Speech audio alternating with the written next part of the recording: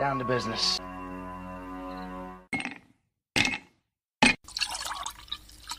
When he drinks, he thinks.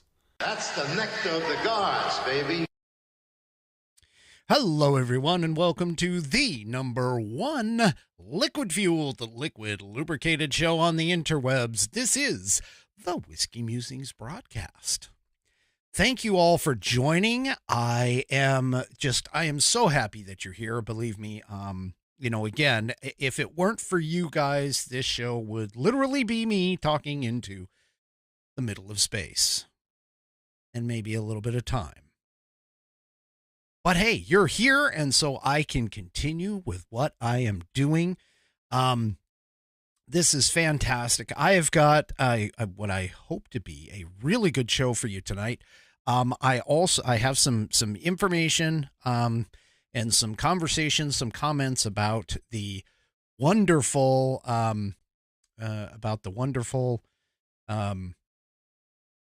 announcement that happened this week. And hey, just in case anybody doesn't know, we have a special guest over in the Rumble chat. Just saw Barbie, Hannah's mother, Barbie Guile, one of the beguiling girls. Anyway, so I just wanted to let you guys know that I've got some information on the announcement this week. Of course, and totally not unexpected at all. At all that, Joe Biden announced. Of course, he couldn't do it live. He had to do it from a recorded video, which, everybody's been kind of talking about. I have some other information and some things in particular that he is going to have to go. He's going to have to overcome for this time out. And also I have another one of the Outlaw Dogs highlights for tonight's Pet of the Week. So jam-packed show. So anyway, thank you all for joining. I do appreciate it. Let me go ahead and get to tonight's, before I get to anything else, of course, I have to do two things. Number one is the fact that it is Whiskey Wednesday. What the heck? What happened? Did my Whiskey Wednesday not go off? Hold on. There we go. Whiskey Wednesday, of course, it's like Taco Tuesday, but for badasses. Sometimes in live live programs, you can have technical difficulties. It's going to happen. Anyway. All right. So, dealing with who is tonight's sponsor. It is True Grit Roots Network. True Grit Roots Network, TGRN, champions independent artists while paying respect to the pioneers who shaped modern roots music, featuring outlaw country, blues, and rock with a unique twist of urban that is carefully selected and purposely put together. We are the radio highway that connects the back roads, highways, and city streets to your favorite dance hall, roadhouse, and juke joint. TGRN provides original, exclusive programming and interviews that are produced and hosted by our own team of DJs, hosts, and personalities. Find us on the web at tgrn.net to download our app in the App Store and from Google Play. Alternatively, you can find us in the Live 365 catalog of digital radio stations and through the Live 365 app as well. You can also play our station on your Amazon Alexa by saying play True Grit Roots Network from Live 365. Be sure to use the word from in the command play True Grit Roots Network from Live 365. Live 365 is also on Roku as well, so you can play it through your television while you're, cooking in the kitchen or hanging out on a party or something along those lines. Breaking boundaries for authentic roots radio, True Grit Roots Network, tgrn.net, Austin, Texas. And of course, full disclosure, I am part owner of TGRN, True Grit Roots Network. All right, tonight I am drinking from the Basil Hayden Kentucky Straight Bourbon Whiskey bottle. This is, realistically, this is kind of a cool bottle. I mean, it's got this nice little raised metal band that comes around, and it's pretty cool. Got the BH there, it's kind of cool. As far as how it sips and that kind of stuff within the palate, well. It's not one of my favorites, but it's definitely up there. I will continue to drink it, of course, for that. So that is absolutely wonderful. So,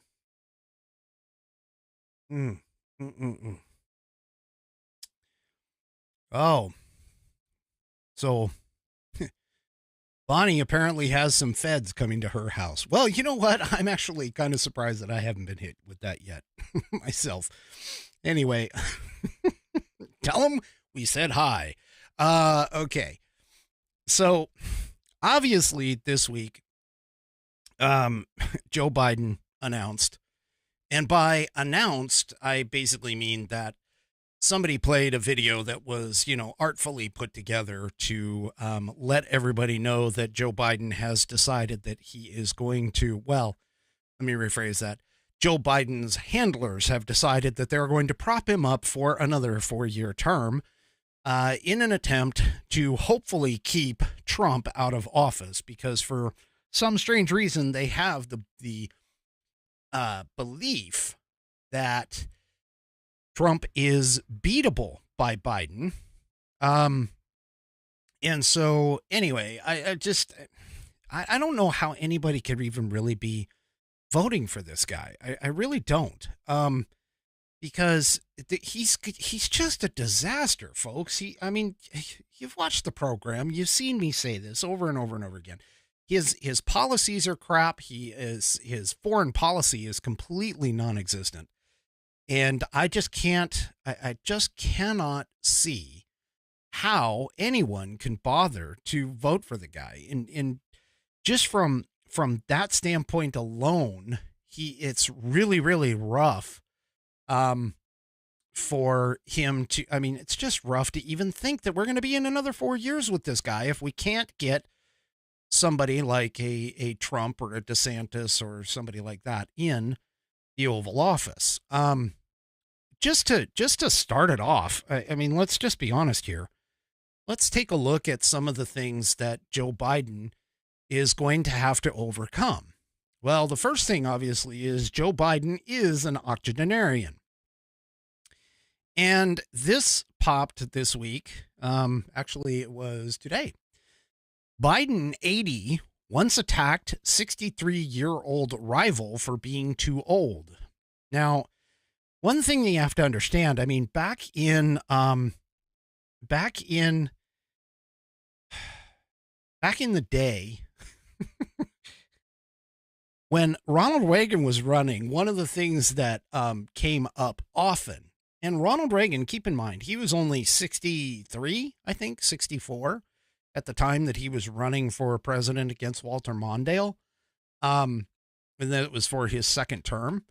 And the thing about it is that he, Ronald Reagan took a lot of hits and jovially put him off. In fact, one of his famous jokes came during the debate with Mondale, where he said basically that he was not going to make age an issue and that his opponent's youth and inexperience was not going to be a problem. And everybody, paraphrasing here, but anybody already, they laughed it off back then. But now we're looking at 80 years old. And if Joe finishes out not only this term, but also goes ahead and takes another term, we're looking at him being 85, 86 by the time he leaves office. And he's barely able to keep a sentence together and read teleprompters right now, much less alone walk upstairs. I'd hate for him to get some serious damage done, like for him to fall and, break his hip or something like that. He's just old. He's just old. But apparently, just like anything, Biden goes and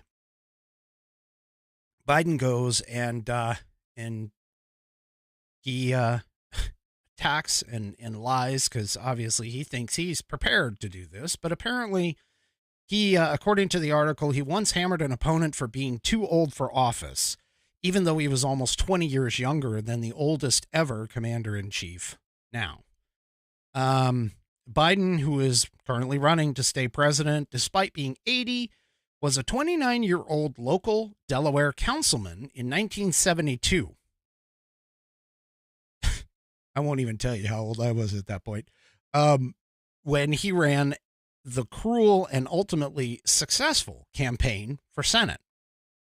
He repeatedly bashed incumbent Republican Senator Cale Boggs for being too old at a mere 63, which is 23 years younger than Biden will be at the end of his second term as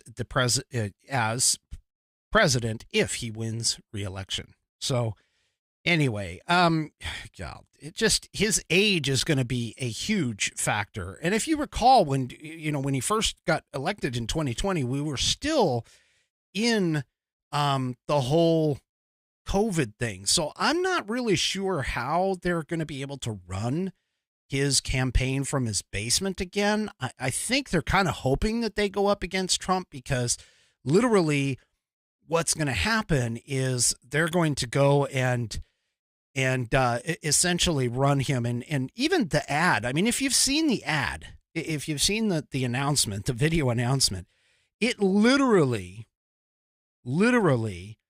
was nothing but an attack ad on Trump.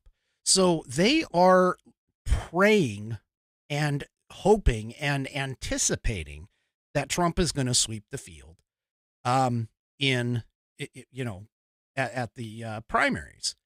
And so this is something that I don't know how successful that's going to be, because, I mean, they didn't even mention any of the things that he's done, which is kind of interesting, because if you even ask a Democrat who voted for Biden and is likely to vote for Biden again, if you even ask them, what are some good things that Biden has done for you, they take forever to answer, if they can even come up with something.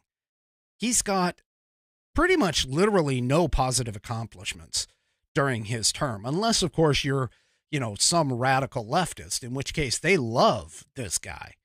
But I honestly can't, I just can't figure out how big of a base that actually is. I really just don't think that this is going to be as successful as they want. But then again, we're going to have to figure it out. I mean, honestly. And even his own party, and again, polls are showing that there's only about a little over a third of the people in his party,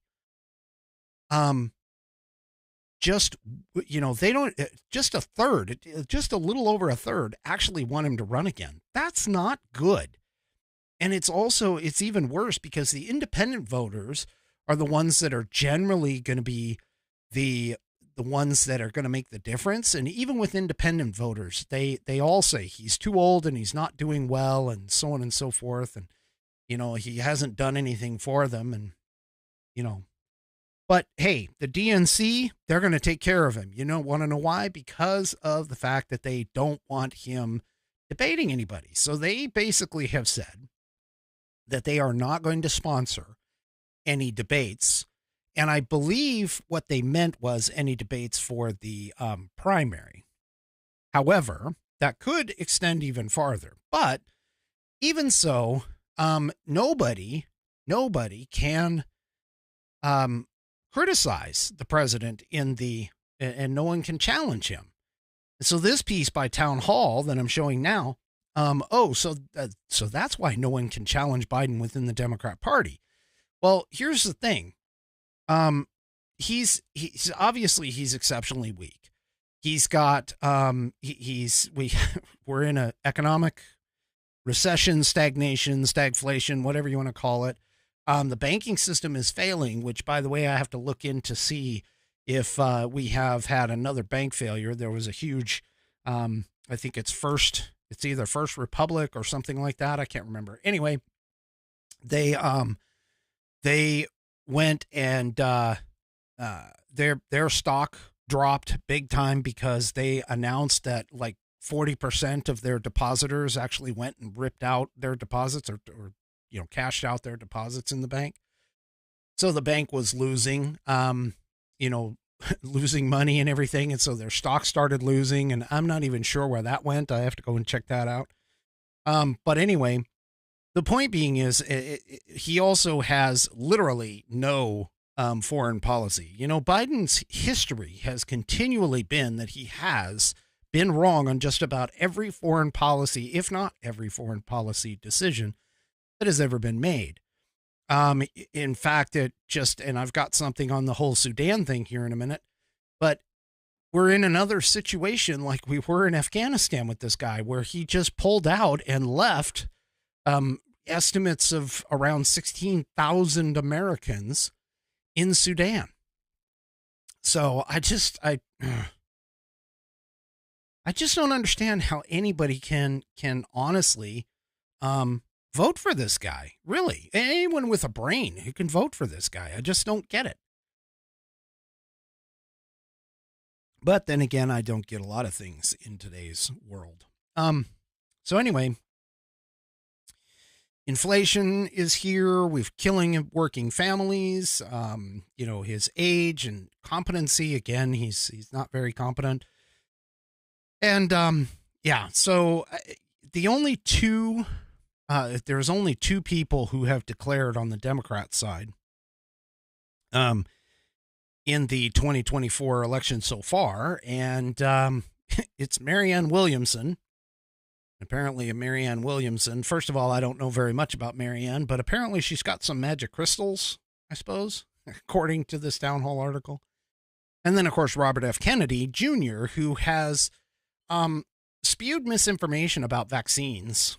And more than just COVID vaccines, okay? This is like all vaccines for years. That the information that he's been talking about vaccines, it's never been proven.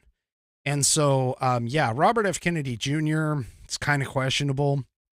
And he also, apparently, according to the article, doesn't have a backing of his family. They're not really all that pleased about the fact that he is running. So again, they're all, the Democrats are hoping that Trump is going to clear the field and it's going to end up being another Trump-Biden showdown. In which case, if it is, okay, great. If it ends up being somebody else, okay, that's great too. Well, another thing on top of all of this that Biden is going to have to contend with, honestly, is good old Hunter Biden. And according to this CNBC article, which, let's see, that popped today, right around 4 p.m. Eastern time, Hunter Biden lawyers met with the Department of Justice prosecutors about the pending criminal probe. Now, if you remember on my last episode, I talked about how Hunter Biden was potentially looking at 4 criminal charges, and those are still here. They apparently met with the attorneys met with the Department of Justice prosecutors to discuss criminal charges that might be filed against the son of the president. And as you all know, Hunter has been hanging out with Joe quite a bit lately. In fact, there's some that suggest, Miranda Devine suggested that the reason why Hunter is hanging out at the White House is he is attempting to avoid one of his baby mamas who's taking him back to court to get, I guess, alimony or something along those lines. I haven't really looked into it. I kind of, I'll be honest with you, I'm kind of a little bored with the whole Hunter Biden and his exploits outside of the fact that he, helped facilitate China paying the Biden family and as well as Ukraine and everything else. But essentially, he's been hanging out at the White House quite a bit. And there's some suggestion that it's because of his personal matters that are the part of the problem. But yeah, this is going to be a big thing. And and now just keep in mind, I mean, this is a CNBC article. So now, unlike 2020, where the Post and Twitter and Facebook and YouTube and all of the rest have been burying the story about the Hunter Biden laptop, which they still are in a bit of a way. But now the mainstream media is actually even kind of covering the story, even from a peripheral view. So it's one of those things that Joe is just going to have to handle. And I'm not too sure. I mean, for those of us who are completely against Joe Biden, this comes as no surprise, but there might be some independents who are finally getting their eyes opened up to the corruption that is the Biden family. So this is something that he's going to have to contend with as well. And speaking of contending with and talking about the Hunter Biden laptop, we also have this, which just popped, and this is Senator Grassley. Now, for those of you that don't know, Senator Grassley is, Joe Biden's age, possibly even, I think he's even a little bit older than that. But this guy still has all of his mental faculties, unlike our commander-in-chief. And apparently he corroborates a whistleblower claim that the FBI actually labeled the damning evidence on the Bidens as Russian disinfo, which, of course, we all know is false. And he actually stated that. He says, "I know the FBI falsely labeled that evidence as Russian disinformation in order to bury it," Grassley said. And he said this during a floor speech on Tuesday, that material reviewed by his investigative staff supported whistleblower allegations that the FBI falsely held evidence of potential criminal misconduct by members of the family as Russian disinformation. While Grassley had previously discussed the whistleblower allegations, he now confirmed for the first time that an independent review of the pertinent records supported those accusations. So things are starting to look a little bleak for the Bidens, and we're kind of digging into this. And basically, in a response to the announcement by Senator Majority Leader Chuck Schumer that he planned to offer a resolution denouncing former President Donald Trump's call to defund the FBI, Grassley excoriated Democrats for remaining silent while the country faced an uptick in violence against law enforcement officers and the radical left's push to defund the police. The Iowa senator then chastised Democrats for offering a political resolution that ignored the weaponization of the FBI, proceeding then to catalog the DOJ's and FBI's many abuses. Here, Grassley stressed that protected whistleblower disclosures made it clear that the FBI has within its possession very significant, very impactful, and very voluminous evidence with respect to potential criminal conduct by members of the Biden family. So again, things are starting to heat up a little bit here. And so even though there's many of us, myself included, that have all kind of talked about this and have been like, oh yeah, there's something here. We're actually starting to get more and more confirmation about what's going on. And of course I talked about the whole, CIA, FBI letter that came out, the 51 intelligence officers and all of that stuff, the lie that happened. I mean, we've got all of that, but now we actually have apparently the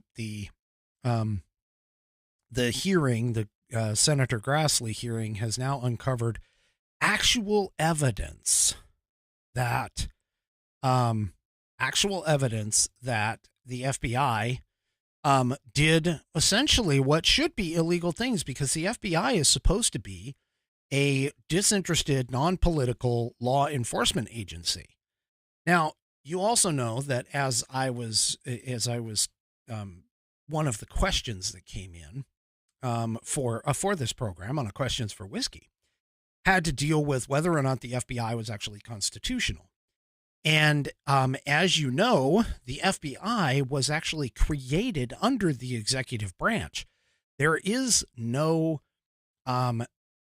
constitutional purpose for it, and that that the FBI itself was a law enforcement agency organized under the executive branch. And so because it was organized under the executive branch, the president actually does have the ability to get rid of it.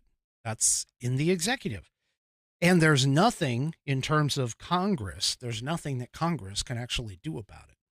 Just like there's nothing that Congress can really do about the whole Supreme Court thing, where they've been talking about Clarence Thomas and I think it's Justice Gorsuch with some of their transactions and things like that. Well, you know, Joe Biden is going to continue with this whole equity idea. And by equity, what they really mean is equality of outcome, meaning that no matter where you start in life, you all have to end it at the same place. Same monetary scenarios, same, basically equal footing for all of this. Okay. So the thing about this is that Biden has been pushing multiple executive orders, which are not constitutional law because the Congress didn't make them. So, we found that out, of course, during the whole OSHA mask mandate thing and vaccine mandate thing that got struck down. We're probably going to be finding out about it again when we get the final decision on the Supreme Court by the about the student loan debacle. But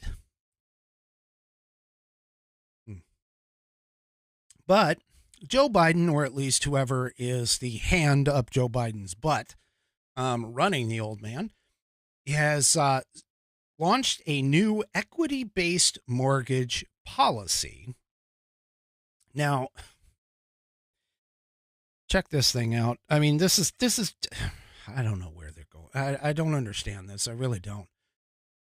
3 huge problems with Biden's new equity-based mortgage policy. So let me explain what this is. So the equity-based mortgage policy is essentially this thing. President Biden has rejected the traditional American principles of meritocracy and opportunity in favor of a nebulous push for equity, aka equality of outcome. The latest incarnation of this shift comes via the Biden administration's new rules for mortgage fees that will punish the responsible and reward the reckless. Here's what's going down. A new rule will raise mortgage fees for borrowers with good credit to subsidize higher risk borrowers. And this is according to the Wall Street Journal's report. They say under the rule, which goes into effect on May 1, that's next week, home buyers with a good credit score will over 680 will pay about $40 more each month on a $400,000 loan and upward depending upon the size of the loan. Those who make down payments of 20% on their homes will also pay the higher fee. Those payments will then be used to subsidize higher risk borrowers through lower fees. Okay, this is a terrible idea. And of course, Based Politics goes through and explains why. One is that the housing market is already struggling. Yes, it is. I can tell you that right now. The real estate market is already struggling, and home sales are already down significantly thanks to the rising interest rates. And they're making buying a home that much more expensive. So now they're going to add new rules to it, make it more expensive to buy a home, which basically means that there's going to be more or less people in the buying market. The confusing approach won't work, and more importantly, couldn't come at a worse time for an industry struggling to get back on its feet after these last 12 months. And this was said by a former Obama administration housing official, David Stevens. He also added, to do this at the onset of the spring market is almost offensive to the market, consumers, and lenders. Well, let's be honest, Joe Biden's not the smartest, and whoever's running him is not the smartest either. Now, the other thing about this rule is that this rule makes responsible people pay for irresponsible people. Well, you know, again, I mean, Biden's not above this. He's already talked about the student loans. I mean, I had student loans. I paid off the student loans. And, you know, why should I pay off student loans of other people when I was responsible doing it for myself? And that's essentially, you know, what we're dealing with. But what's even worse is the fact that this will encourage some people to go and buy homes that they can't afford, which for those of you who have lived longer than about 15 years and have been paying attention know that that was actually the problem that we had with the original housing bubble back in 2008, 2010, was that, you know, having people who couldn't pay back their loans get loans and bad loans. That's what happened to Fannie Mae and Freddie Mac. I don't know what this guy's thinking. I mean, I know it sounds really good on the outset, but the reality of it is that it just is not going to work. They're trying to get the government to essentially be, you know, the de facto place where everybody goes to go and buy, to basically go and buy into and get, you know, essentially, I think somebody said, suckling off the government teeth. That's what they're looking for. They're looking for big government brother to come in and help people out. Now, the one question and the one thing that I have not seen, and actually Amy asks the question. Amy over on Rumble asks the question, will it raise people's mortgages that they already have? Nobody has actually said that in all the stuff that I've been talking or reading and that kind of stuff. I don't think that they can actually change it contractually if you are in a fixed rate mortgage. I'm not entirely sure because this is more of a fee, even though it's actually a percentage. But this is more of a fee. So I don't know. I don't think it's really been figured out yet. But to be honest with you, I think the minute that he puts it into play, it's going to get challenged anyway, because this is, once again, this is an executive order that he is not going to be able to, that there's no constitutionality to it. There's nothing here to it. And so I think it'll be challenged probably almost right away. And, you know, well, but Joe Biden's on his way of becoming the most overturned president when it comes to court systems. But I'm fairly certain that this will probably get overturned because I don't see how he can actually get it done constitutionally anyways. But, you know, the Constitution doesn't really matter to Joe Biden, to be honest with you. Now, another challenge that Joe Biden has with this, which, you know, I'm just going to say it again. I've been saying it on social media. I'm going to say it again and again and again and again. Okay?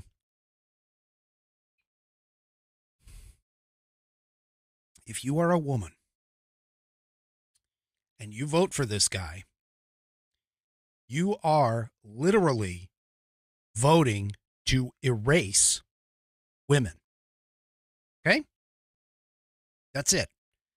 That's just, I mean, I'm sorry.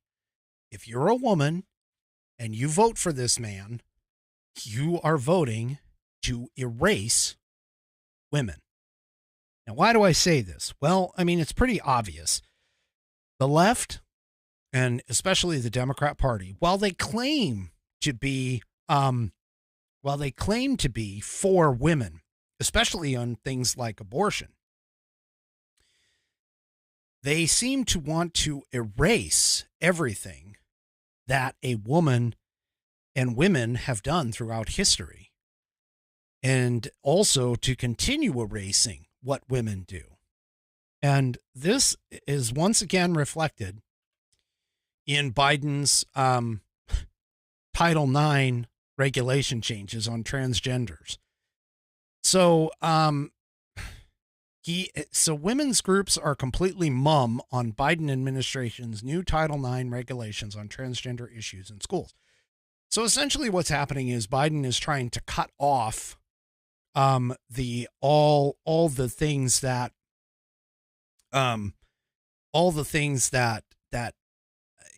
all the places that are trying to keep transgenders out of women's sports.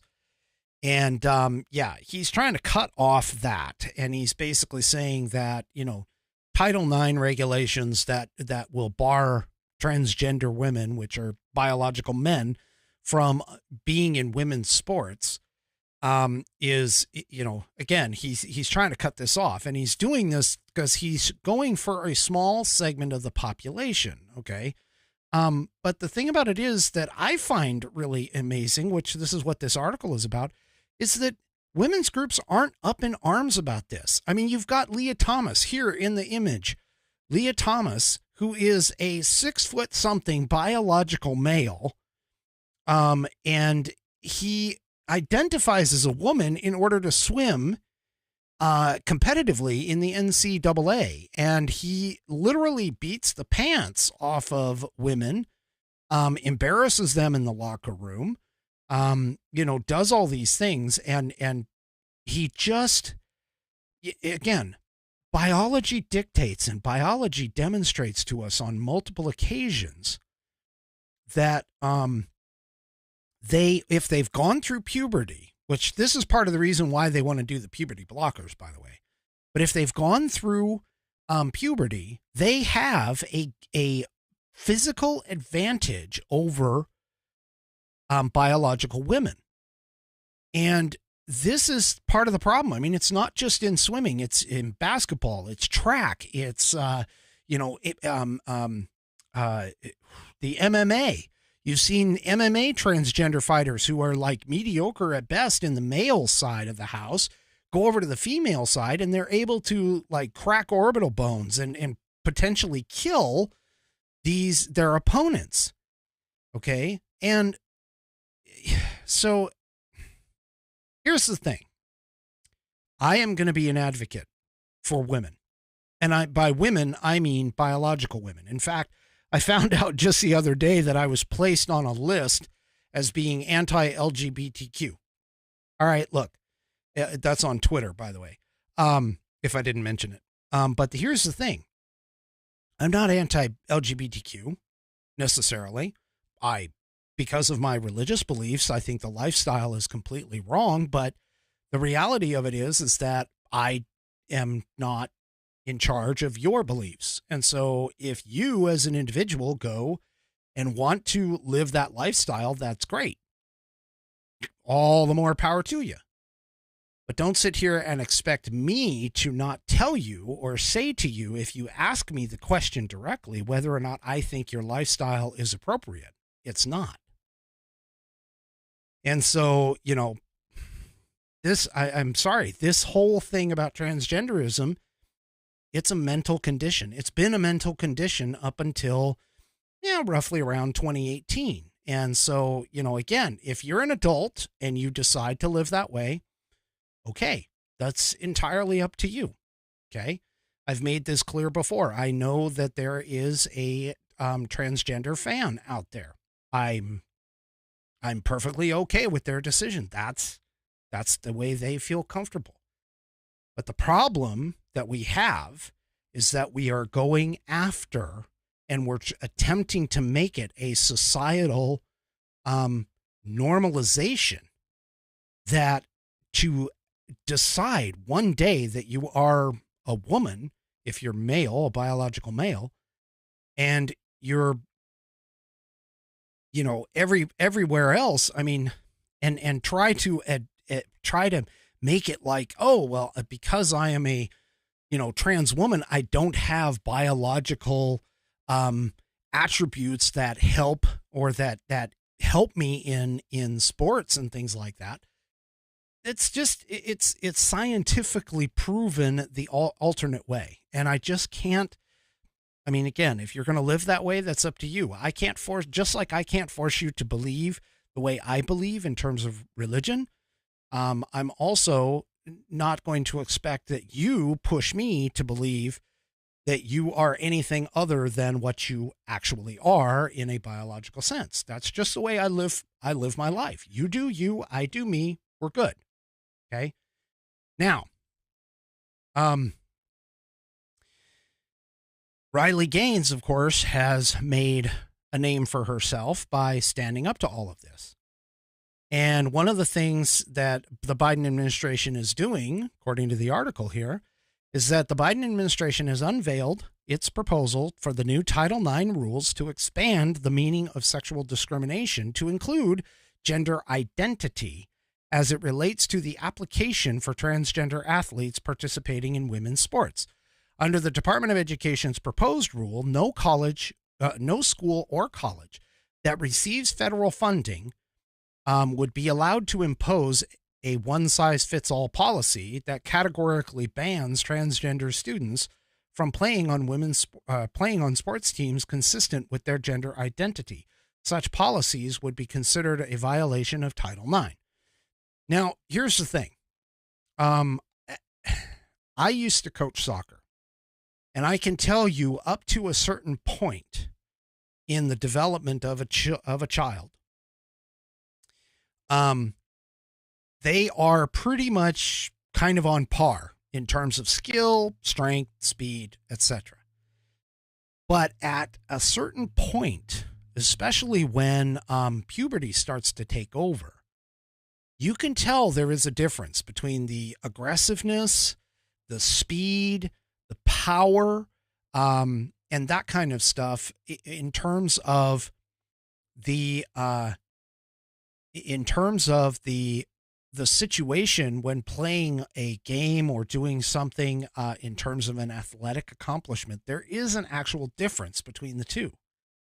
And, once that time hits, you cannot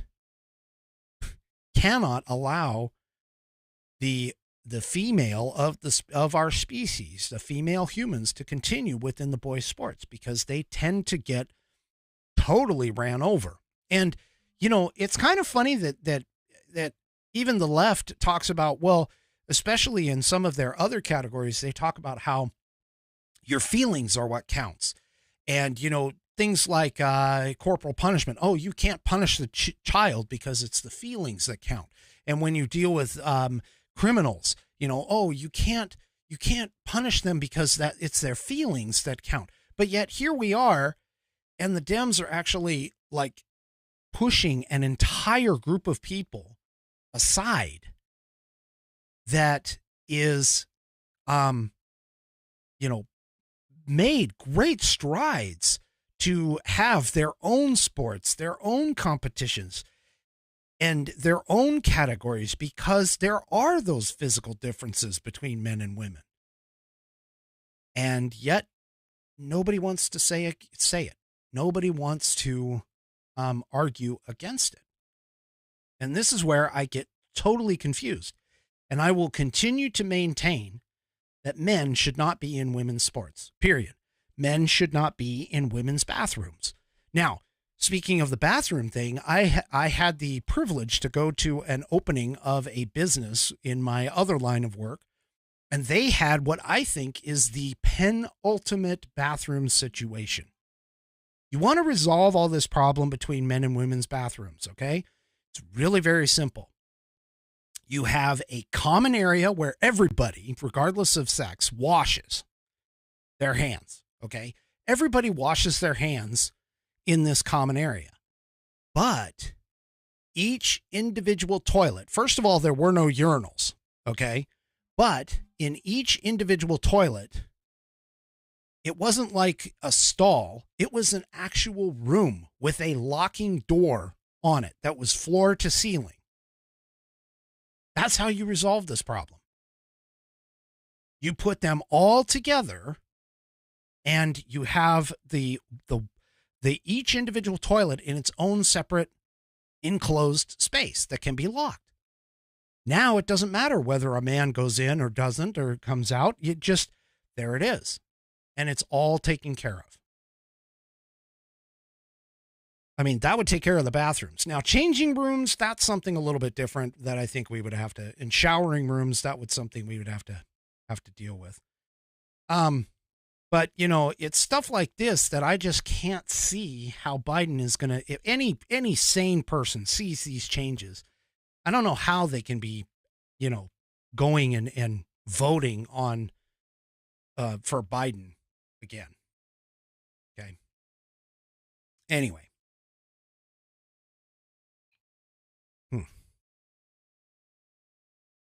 All right. Let me go ahead and do this before I move on. So, tonight's Pet of the Week. Please check your mailbox. A new message has arrived.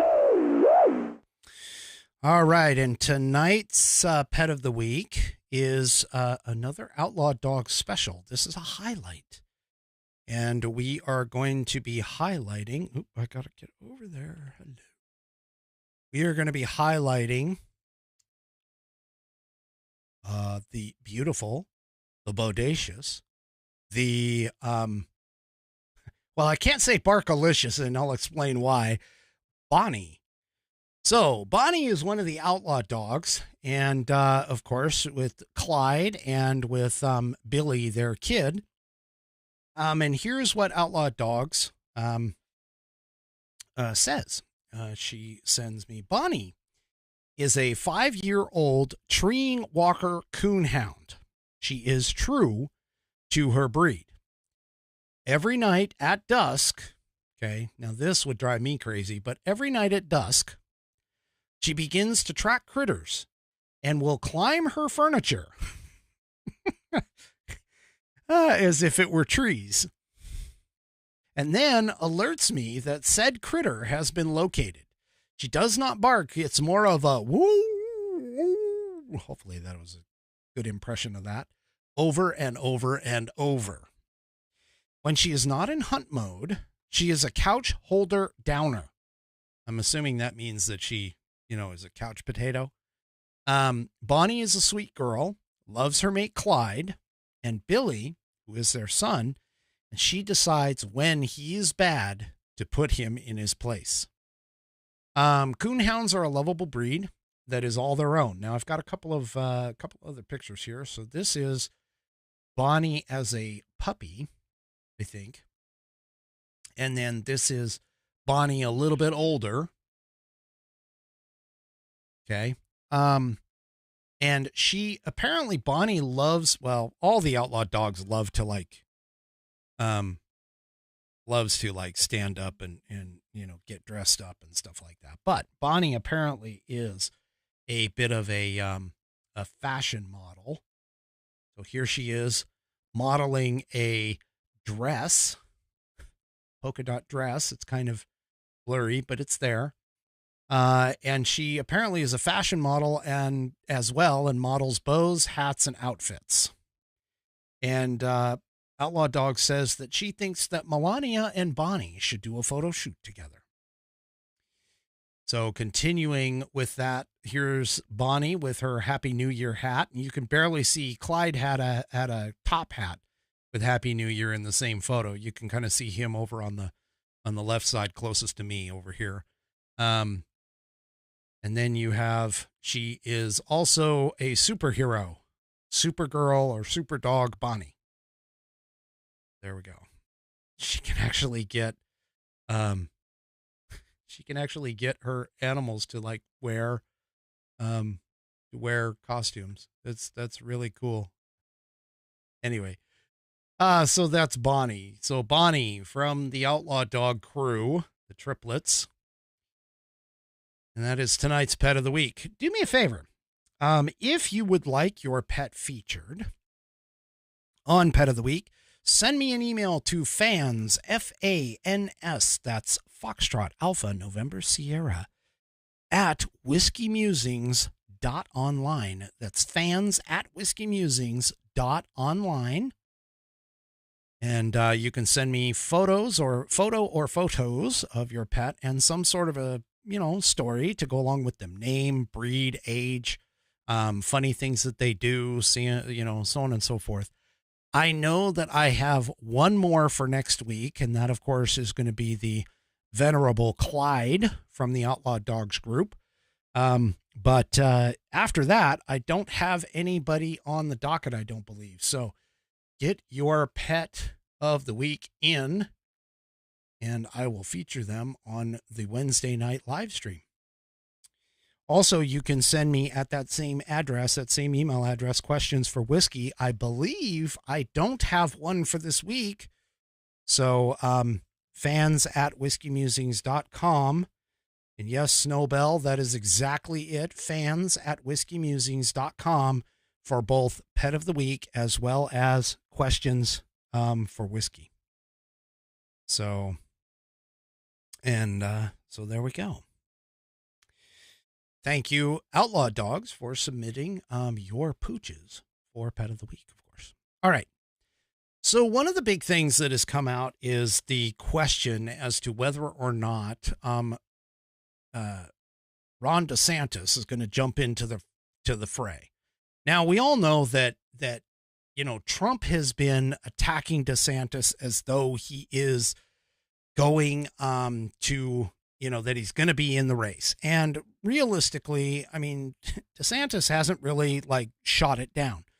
However, I will tell you that DeSantis made an interesting comment before this legislative session in Florida kicked off. And that essentially was that he was not going to make a decision, even though the press has been hounding him to do so. And Trump has been acting like Ron is going to get in the race. But he made it clear that he was not going to make a decision until after the Florida legislative session ends on May 5th. We're getting close to that date. And part of the reason that a lot of people who aren't as familiar with this particular aspect of Florida politics as what I am, is that the Florida legislature and the Florida state government actually has a rule and a law that prevents him to run unless he resigns. And that's where this article popped and kind of made me a little, again, a little interesting. So I think Ron actually knows something might be coming down the pike. But this popped in the Epic Times. There is a proposed change to Florida's resign to run law that may pave the way for DeSantis's 2024 bid. Now, here's the thing. If they go ahead and clear the way, change that resign to run law, then I guarantee you that Ron DeSantis will jump in. Okay, he's just going to do it. I'm sorry. He's going to do it if this changes. All right. But apparently, Florida State Senator Travis Hudson has introduced a proposal to amend the state's resign to run law, which would allow Governor Ron DeSantis to announce his candidacy for the presidency without resigning as governor. The proposed amendment is part of Senate Bill 7050, a larger piece of legislation related to state elections. It would change the existing provision in Florida statute that requires any public official seeking a federal office to resign from their current state position if the terms run concurrently with each other. The amendment would exclude candidates running for president or vice president from Florida's resign to run law and is intended to, quote, clarify existing law. Okay, so obviously what they're doing is they are essentially clearing the way so that Ron can run for president. But the amendment, according to the article, the amendment reads in part, any person seeking the office of President or Vice President of the United States is not subject to the requirements of Chapter 99 Florida statutes which govern candidate qualifying, specifically those which require the submission of certain documents, full and public disclosures of financial interests, petition signatures, or the payment of filing fees. And just about everybody has pretty much jumped on the bandwagon that Ron DeSantis is definitely going to run. I honestly think that this is almost a slam dunk. The Republicans own the Florida legislature, and so I'm just this is just a formality, I think, to be completely honest. Now, I have been consistent in my belief in this particular scenario, which is essentially that I think that Ron DeSantis is jumping in at the wrong time. I think that Donald Trump has been focused on Ron DeSantis so much that he is not focused on the proper place, which is essentially to go after Biden. The entire Republican Party needs to focus on Biden and the left. That is all that needs to occur here. But because of the fact that Ron DeSantis has been playing with this idea, and because of the fact that Donald Trump is narcissistic enough to look at Ron DeSantis as a rival, which he is, I honestly believe that this is really where the problem is going to be moving forward. Donald Trump needs to stop freaking going after DeSantis. He needs to focus on Biden and Biden alone. He needs to push on the left's policies, things like the economy. He's got a 4-year record in which he did do a lot of good things, even though the left and the Democrats fought him every step of the way. He should be focusing on that. He needs to annotate that. He needs to expound upon that. He needs to expand upon that for 2024. Ron DeSantis needs to step back, finish his last 2 years as governor, and then go out on a 2-year run for the presidency, starting when his governorship ends in 2026.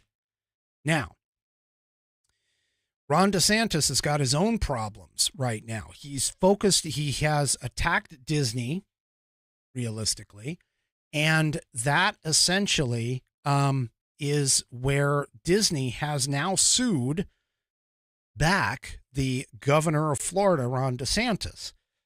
And so, honestly, this is just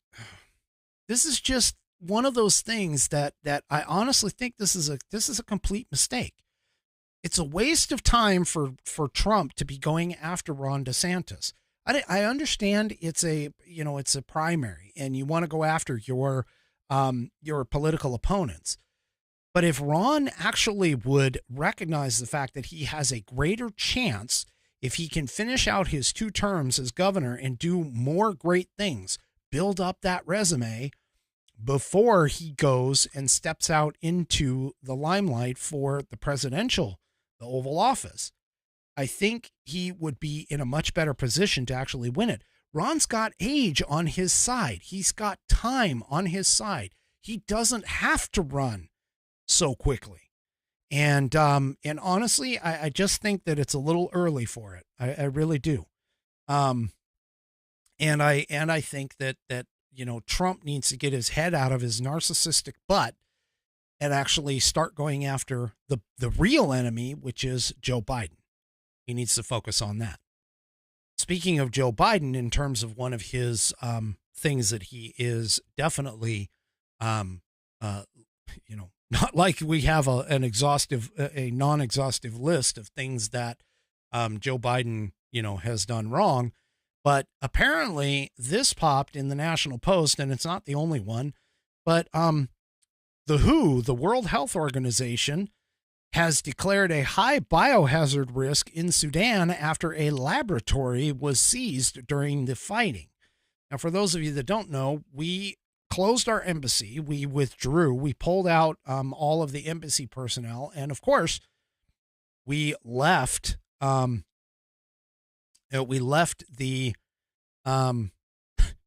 16,000 or so roughly Americans in Sudan.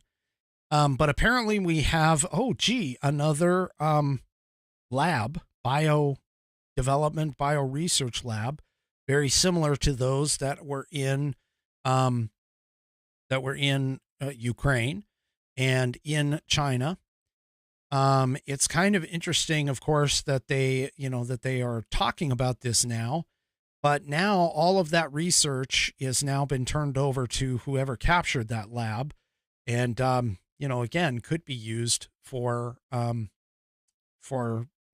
potential problems. And surprise, surprise. The Fauci, the DOD, according to this from War Room, potentially could have funded the biolab. That was seized by militants. Oh my gosh. Provided this is actually true. No, understand, I don't usually go to the War Room for articles and stuff, but provided that what the NIH did and funded this. So apparently there is financial. Okay, so the War Room. Apparently they are claiming that the Sudan National Public Health Laboratory, which was just seized, received financial and personnel support from the U.S. government bodies, including Department of Defense, the CDC, and Dr. Anthony Fauci's NIH. The stunning revelation follows Nima Sahid Abid, the World Health Organization's representative in Sudan, admitting that the situation was extremely dangerous because we have polio isolates in the labs, we have measles isolates in the labs, and we have cholera isolates in the lab. U.S. federal funding has directly supported research conducted by researchers from the high-risk laboratory into cholera in particular. Now, keep in mind, that,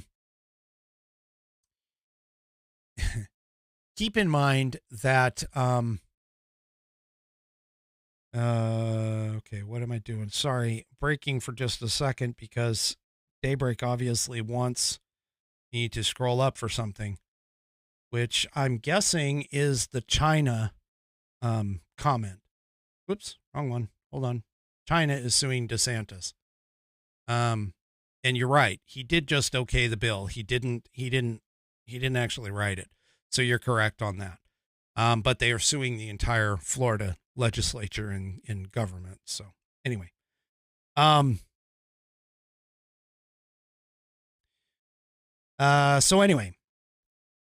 So yeah, this is another thing where Biden fails. Biden just keeps failing. He doesn't ever stop failing. Okay. And that's really part of the problem. So why anybody would vote for this guy, even if, let's be honest, even if Trump isn't your favorite and Trump, successfully, gets the nomination, it really must be your hate for Trump, period. That is, a problem. Now, this Sudan lab being taken over, and of course, all of the biological stuff that we, have been dealing with, we of course in the U.S. we have outlawed researching gain of function research, especially for bioweapons, which is essentially what all of these labs elsewhere have been doing. Well, one of the things that I find a little disconcerting is this statement by the FDA. So according to the FDA, and this is in the Epic Times, but according to the FDA, vaccines don't have to prevent transmission or infection. Okay, the one question that any sane person is going to ask, then what is their effing point? if they're not to prevent infection and they're not to prevent transmission, then why do we even have them? That's the point of vaccines, is to keep you from getting the disease and passing it on to others. I just don't understand why people are like falling into these traps. They really, really don't. And Outlaw Dogs, thank you. Thank you so much. Say hi to your mother. I appreciate that. I definitely appreciate that. About loving my show. That is, I love my show too. Anyway, oh my gosh. So, so vaccines apparently now, according to the FDA, don't have to prevent transmission or infection. And so realistically, I mean, what is the point of having vaccines if they do not do this? Yeah. So anyway, let's see. Hold on. I got to back out for just a second here. I want to check this next one because I forgot what this next one is. Oh yeah. So in conjunction with that whole thing about vaccines not being able to prevent transmission and infection, well, we all know that happened with COVID-19. Well, now apparently some CDC officials have made false statements about possible COVID-19 vaccine side effects. And this is nothing new to anyone who's been paying attention. Which, by the way, if you're not a follower of the Epic Times, you really should. They have been pretty much on point with all of their stuff about COVID-19. Seriously. So anyway, the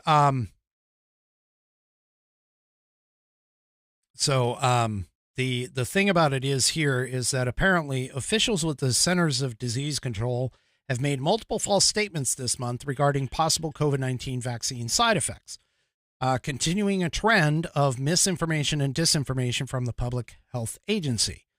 Dr. Tom Shimabukuro,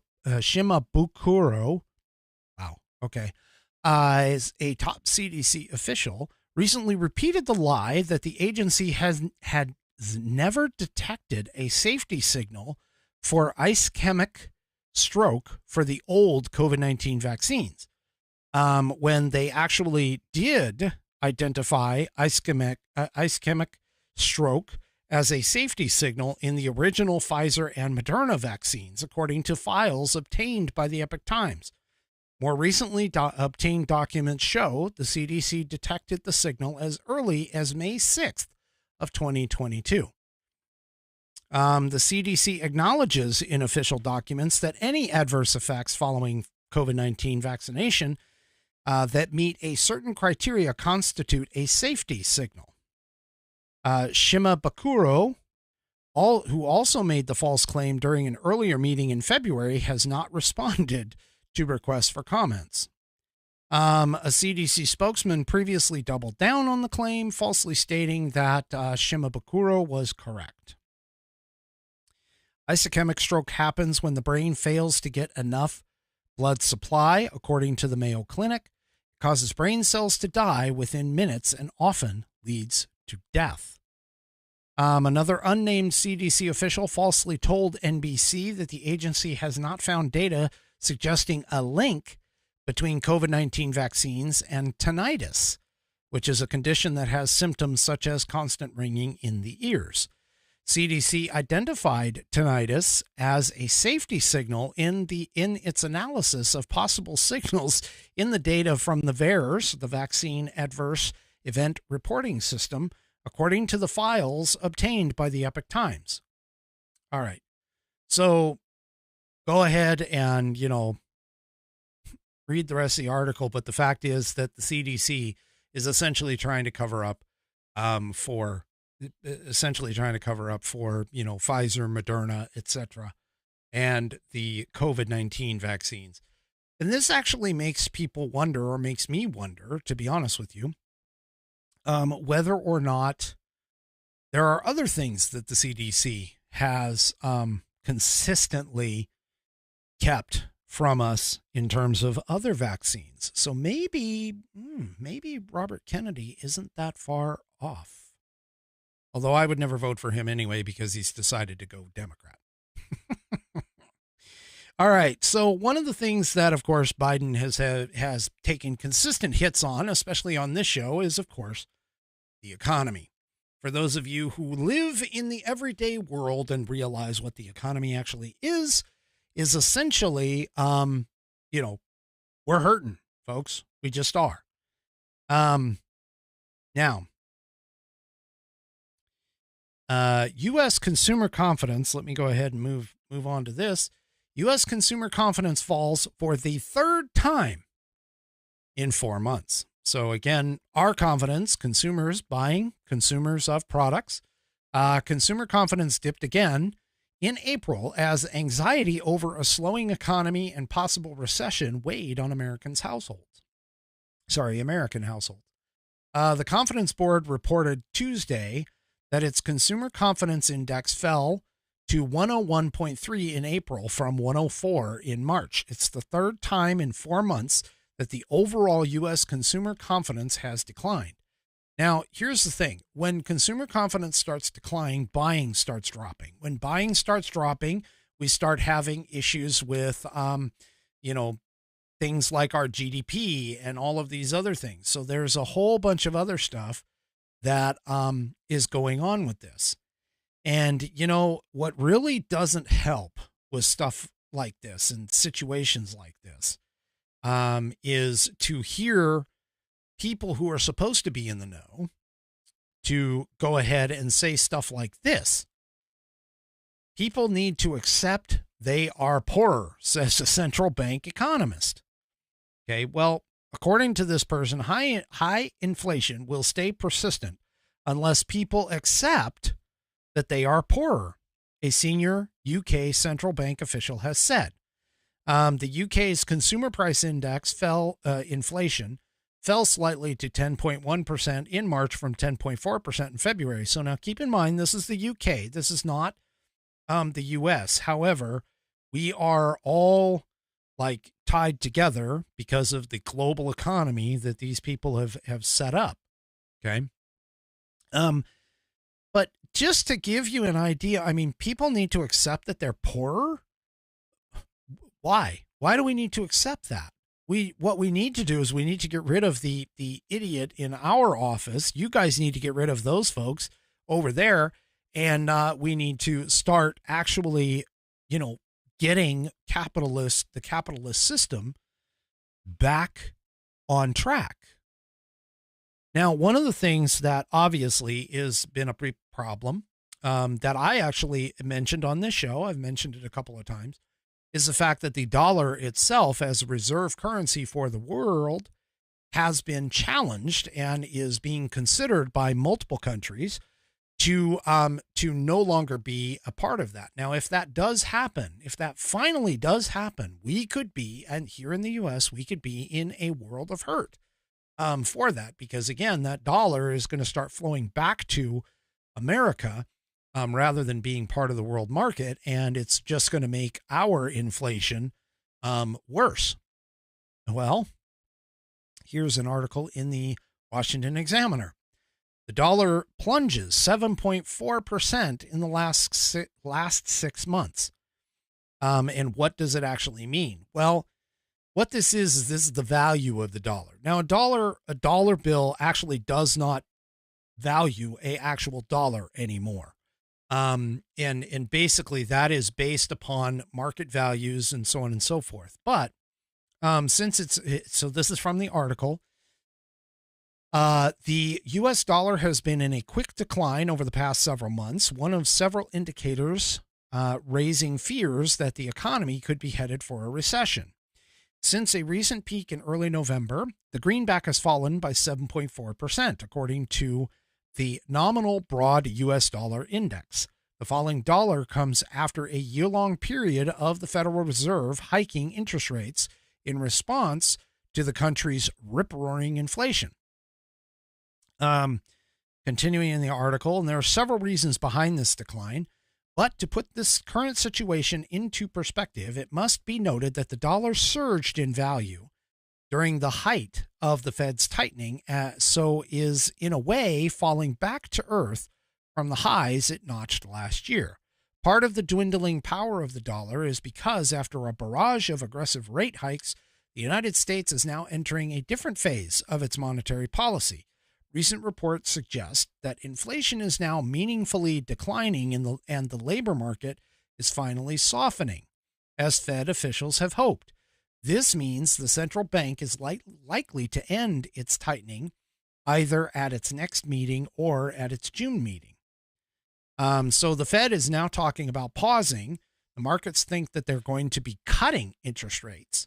So we're in a different stage of the interest rate cycle. Now, this is questionable. There have been conversations back and forth about what they're going to do with the interest rates, whether they're going to just keep them or whether they're going to raise them. You can remember we've been going up like 1/4 of a point, 3/4 of a point, so on and so forth for that. So yeah, anyway, yeah, it's still just a bit of a mess, to be honest with you. And yeah, Biden has no idea what he's doing. Actually, the Fed really is trying to save Biden. But here's an article from Town Hall as to the discussion about why Americans should worry about the dollar losing its value. And according to Charles Schwab, the dollar has fallen about 8% to 10% in both real and nominal terms since last year. Now, keep in mind, to kind of put this into perspective, okay, the Biden administration has been touting its raises. And we actually, if you listen to the Mark Kaye show today, there was actually a woman in there who talked about the raising of the minimum wage in Ohio. She called in and she was, pretty adamant about the fact that the minimum wage was raising in Ohio. And here's the thing that a lot of people don't understand is that the raising of the minimum wage was great, but if the value of the dollar is dropping and inflation is taking over, you are actually losing money if those numbers don't cancel each other out, or one, meaning the raise, is higher than what inflation and the value of the dollar actually are. Because when you change the value of the dollar, which is essentially inflation itself, okay, but when you change the value of the dollar, it takes more dollars to buy the same amount of goods that you used to buy when the dollar was valued higher. Okay. So, essentially what we're dealing with here is we're dealing with a balancing of the market. Okay. So speculation, and going back to the piece here, you understand that, right? I mean, I know this is kind of a rhetorical question, but that makes sense, is that the value of the dollar drops, the more inflation goes up, the more dollars it takes to buy stuff. Okay. So anyway, the speculation, going back to the piece, speculation that the dollar could lose its status as the world's primary reserve currency comes from rumors that communist China may move to use the yuan, or yuan, however it's pronounced, in commodity trades with several trading partners. Now, that's the other piece out of this. And Brazil and Argentina are also commonly mulling over a common currency worldwide. And the reason for this is because for, basically decades, all right, the dollar has been the world's currency because of the fact that traditionally the dollar has been very stable in comparison to some of these other currencies that are out there. And so the US dollar has been used in multiple, across the world, actually, when it comes to, inter country trade. Okay. So anyway, after a series, so going back to the piece here, after a series of hostile rate hikes, the U.S. is heading into a different phase of monetary policy, and as inflation is remaining steady. Now, keep that in mind. Inflation is remaining steady. It's not going down. It's not going up, but it's staying steady. So another reason that the U.S. dollar may be looking down the barrel is because of recent layoffs and jobless claims. But again, this is a sign that rate hikes are beginning to dissolve. Additionally, the central issue of the debt ceiling poses a risk. So the longer that they hang on the debt ceiling is going to be a bit of a problem. As the Treasury Department has resorted to using extraordinary measures to prevent the nation from defaulting on its obligations after the country hits its debt limit at the beginning of the year. And they are negotiating. Republicans are trying to negotiate. In fact, the House, in case anybody hasn't heard, the House actually just passed, narrowly, but just passed a 1-year extension of the budget just tonight. So last month, the Brazilian government announced that China and Brazil have agreed to trade using their currencies, and they don't need the U.S. dollar as the mediator anymore. And China, of course, for decades, has been slowly attempting to destroy the U.S. dollar, suggesting that China wants to create a world economy that is less reliant on the dollar and expand its influence internationally. So those are all the things that are happening with our economy. Obviously, it is not anywhere close to what Joe Biden wants us to believe. Okay, so one other thing here, and I already talked about the House narrowly passing McCarthy's debt ceiling bill. Now it has to go through the Senate, which I've already seen Democrat senators spouting on Twitter saying that they're not gonna pass it, so on and so forth. But whatever. Anyway, so the other big announcement that happened this week that, of course, conservatives are interested in is to deal with Tucker Carlson. Now, Tucker hasn't really, as far as I know, been saying much on social media. Earlier today, I did see an article where the DOD, of course, was saying that it's a good thing that Tucker Carlson is off the air, and that Tucker Carlson, that they're happy about that. And the reason why they're happy about that, of course, is because Tucker has really been critical of their operations in both Afghanistan and so on and so forth. But one of the things that Tucker did respond via a text when asked about that, he just basically said, I bet they are. And so he's kind of like laughing at it. Well, this popped right before I came on the air from the Daily Wire. Apparently, Tucker Carlson was on a dinner date, and he got interrupted by reporters asking him what he's going to do. And his statement back to them essentially was, retirement is going great so far. So he was smiling and laughing, apparently, when they caught up with him, when reporters caught up with him on Tuesday evening in Florida. According to a report published by the Daily Mail, Carlson appeared absolutely unbothered by the fact that his abrupt exit after consistently dominating cable news ratings with his primetime show was still driving headlines as people speculated about the possible reasons for his departures and what he would do next. The only future plans that Carlson would admit to on Tuesday involved his imminent dinner, which he said would include appetizers plus entree, and marked the first weeknight dinner date since the beginning of his successful show's run at Fox with Susan, his wife of more than 3 decades. Carlson said with a smile, I haven't eaten dinner with my wife on a weeknight in 7 years. Retirement is going great so far. So yeah, who knows where this guy is going to land, honestly.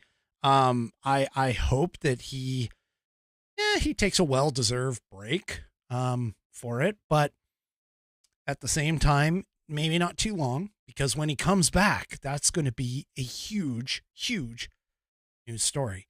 I personally hope that he decides to go into the streaming space because, as Dan Bongino was talking about it over the last couple of days, streaming services Both I and my partner, who we in TGRN, we believe that streaming radio is going to be the place for music, streaming music. I mean, Spotify has been a huge success.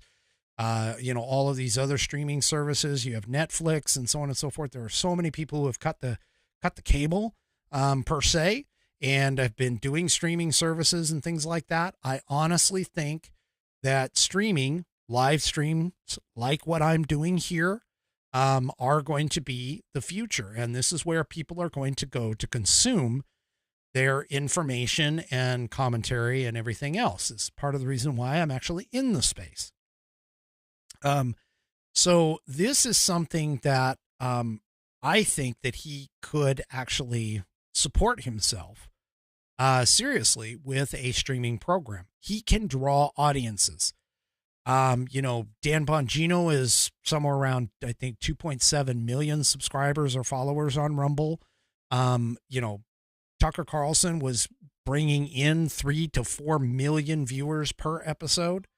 And so I honestly believe that if Tucker Carlson really wants to get into the streaming space, he can actually do so. He's got the name recognition. He's got, obviously he's got a great team of people that he's worked with. And, I think that he could really make a big splash without holding up anybody else, to go along with it. And I personally hope, I never really watched his show. I'll be completely honest. I had a Fox Nation subscription only for watching Dan Bongino's Unfiltered, which of course we know that Dan Bongino has since parted ways with Fox as well. And so, I still catch his podcast, on Rumble. I know he's still doing his radio show as well. But anyway, this is basically, this is great. This is great. I think it's actually going to be a good move. It's going to be bad for Fox, which Fox lost a lot of, value right after the announcement, but they gained it back a little bit. And depending upon who they get to sit in that space is going to make a big difference, moving forward. But, again, I'm really focused on the streaming portion. Because I think streaming is the way that people are going to go. There are so many other content creators like myself who are out there who are just itching for the chance to get an opportunity to bring in more viewers. I am pushing for more viewers, and all of you are very special to me. I thank you for all the stuff that you do. At the same time, I also would like to continue to push out content. And it's really, content is going to become king. Realistically, content is going to become king. And so that's really, really just where this stuff is going to go. Anyway. All right. So I have, one other thing out there for you. Let me go ahead. And if you haven't done this already, I got to get and you're going to get some sounds here in just a second. Just because I got alerts that are going to come on, but, I'm going to post a link here. I don't want to select all.